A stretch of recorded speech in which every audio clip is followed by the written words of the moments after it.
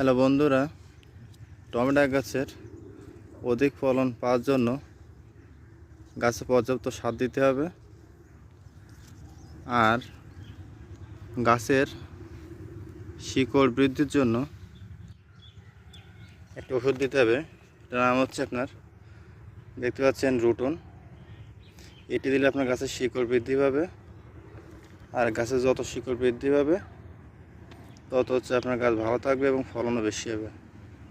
এখানে লিখে আছে আপনার শিকড় দ্রুত বৃদ্ধি করে, তাই ফলন বৃদ্ধি পায়।